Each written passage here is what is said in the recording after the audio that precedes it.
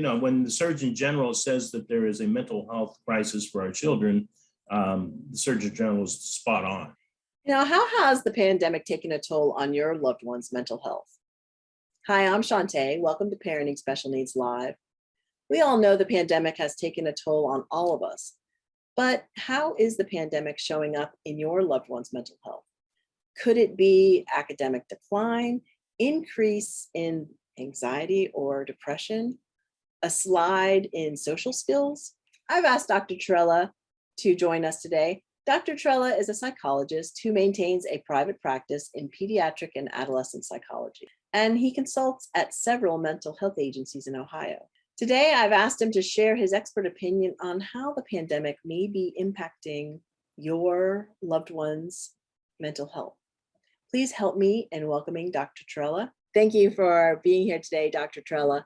I'm excited to hear what you have to say about this topic. Can we begin the conversation by talking about what you're seeing in regards to academic decline from the pandemic? Most definitely, particularly in reading and mathematics. And the study indicated that there has been an academic decline in both subject areas, perhaps more so, well, not perhaps, more so in the area of math. So that, and it's significant. So before the pandemic, we saw academic gains. After the pandemic, as we went through the pandemic, and right now, we're looking at children who are struggling more in the area of math. And maybe that's because math requires more repetition. It builds on the subject matter, builds on each of the different concepts, but there's a decline in both areas. And so that's showing us some real data in real time that there has been a decline. And that's not even talking about the child's motivation to do the academic work, which is another issue that has been significant as a result of the quarantine, the pandemic, the kids not being in school in person, so on and so forth. And what would parents do if that is showing up, like just?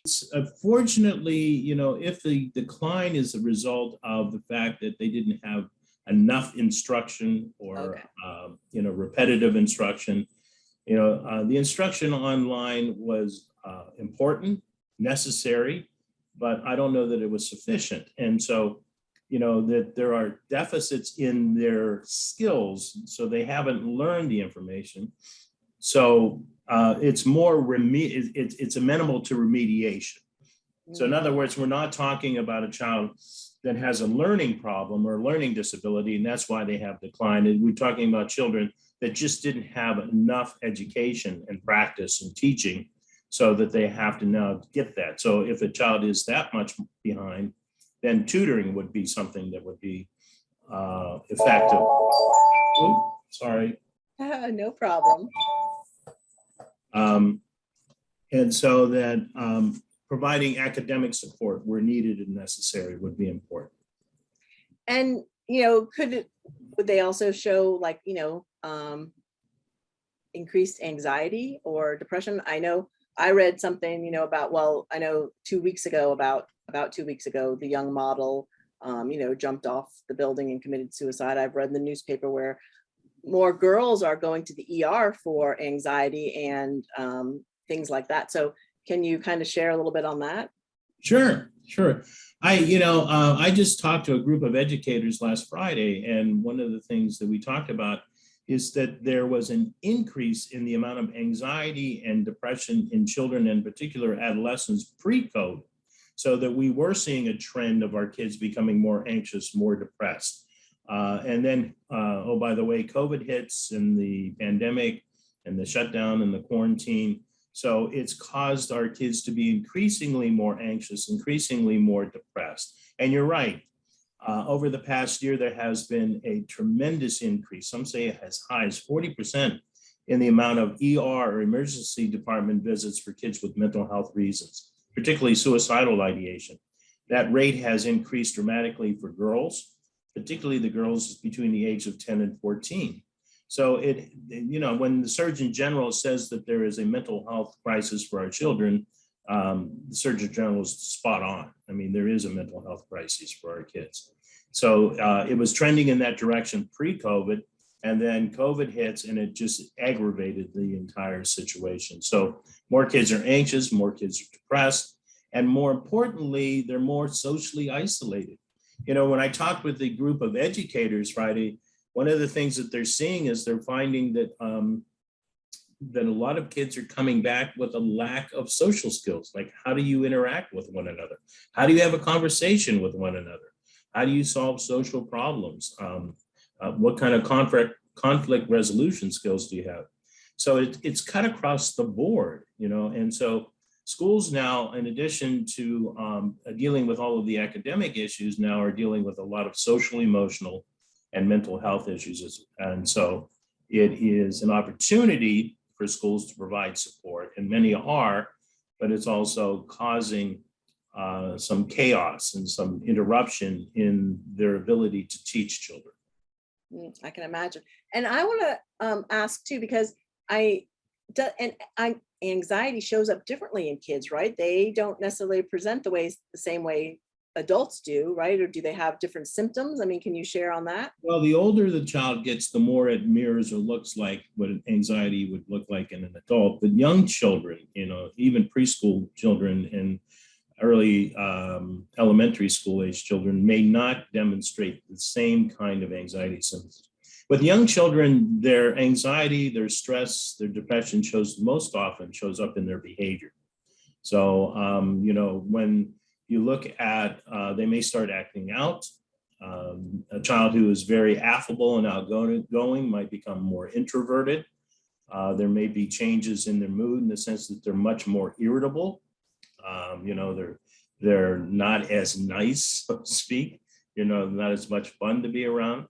There are changes in their sleep and appetite patterns. So there's a lot of things. You're right. You're correct that in young children that we have to be vigilant to identify any changes in behavior, any changes in their routines.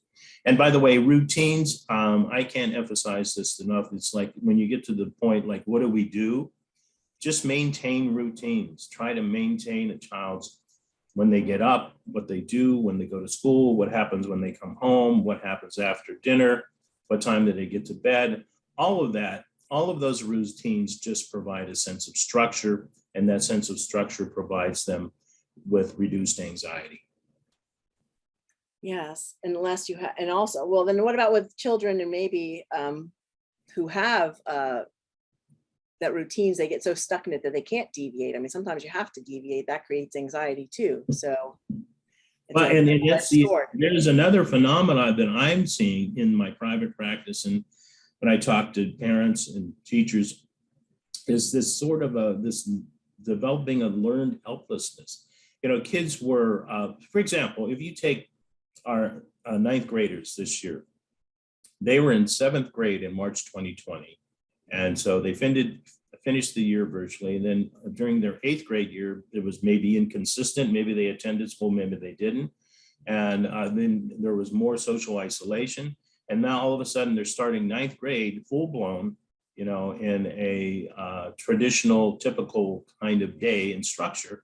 And they've missed out on all of the social skills and development to respond constructively to those situations. So now we have students across the board of all ages that are saying, like, I don't know if I want to go back to school. I don't know if I'm ready to interact with people again. I'm kind of comfortable and I don't want to venture out. In fact, if I venture out, it's a little bit too much anxiety provoking. So I get calls from parents and they say, like, you got to help me. She doesn't want to go to school, or she is not doing her work, or he's refusing. You know, where once he was an A student, now he's getting D's and F's. So that it has affected the child's sense of control, their sense of hope, and their sense of the ability to have this more internal sense of, like, I can control things, I can influence things, to more so like, I don't have any control over any of this. Student told me last week, he says, I'm so far behind that it just doesn't matter anymore. You know, and so when you start hearing that, then there's this pervasive sense of helplessness and hopelessness that directly fuels and leads to depression. So what can parents do? I mean, what can we, parents, society, school, I mean, what can we do?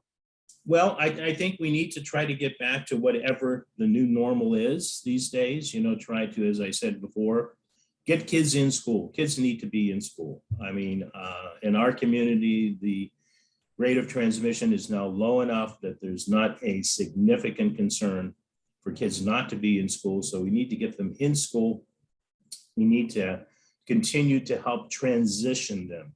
One of the things that we may have done is we may have brought kids back into situations that they were not ready for. So in hindsight, maybe we should have helped them transition into more amenable kinds of schedules, in terms of helping them transition back into a full-time. So for example, in September, if we would have gone to less rigorous educational expectations, maybe more free time during school, more activities during school, and slowly start moving us back to where we are now, to a typical school day. Parents need to provide support by listening to their children, providing sympathetic and active listening skills, addressing, especially we talked about children who may not be showing the signs of anxiety, depression, be vigilant about that, and to be asking kids, like, how are you doing? What's going on? How are your friends doing? Talk to other parents. Limit the amount of time that they spend on social media. Limit the amount of time that they spend playing video games. All of those things contribute to a child's sense of well-being. If it's more significant, get them professional mental health treatment. And that's also an issue because there's so many of us, children and adolescents and adults alike, that are struggling, that sometimes we've taxed the mental health system. Counseling centers are overwhelmed. It's difficult to get an appointment. When you get an appointment, you may be able to meet this Monday, but not get another appointment for 2 or 3 weeks. It's just been difficult to access mental health services. So it's trying to do the best you can to provide the amount of support that you can. As parents, the best thing you can do is to be warm, caring, loving, but firm, so that they continue to experience positive disciplinary measures, so that they start to internalize the ability to cope and deal constructively with what comes along the way. Oh, wow. And now we have other things going on in the world, but okay. So I appreciate that you said that about what the parents can do. I mean, and keep the routines as much as we can, keep things the same, and be there for them with an open ear, right? Yeah, and to keep them focused and moving forward. I mean, I think parents, when they say things like, I know this is tough for all of us. I know this is difficult, but we're making progress, we're moving forward. Kids need, especially younger kids, they need to be told that, hey, look at what you're doing, look at how you move. They need that information. We can't assume that they're just thinking like, hey, that was a good day. I did this, that, and the other thing. They need to be told what they did. Like, I appreciate the fact that you told me about that situation with Billy and you guys worked it out. I mean, I really like that because the two of you were able to solve that problem without going to your teacher or your parents. And I'm proud of you for that. So that kind of feedback gives them not only information, but praise, and reinforces those kinds of behaviors. So I think parents can offer, just in general, like a positive, like hopeful, we're moving forward, we're coming out of the dark. We see the light at the end of the tunnel, and we're running towards it. And here are the things that I'm seeing you do. And these are the kinds of things that I'm going to do as a parent to keep you moving in that direction. No, I love that. That's great advice. Well, I can't thank you enough for coming on and sharing with us. Your website is Dr. C for Kids. Exactly. They can find you there. I know that you've shared before with us, and I can't thank you enough for coming back and talking with us. So thank you so much. And I'm going to tell everyone in the audience, thank you for being with us today. Thank you for watching. And in case no one has told you today, you are doing a good job. Be good to you. It's hard work, and we'll talk to you soon. Bye.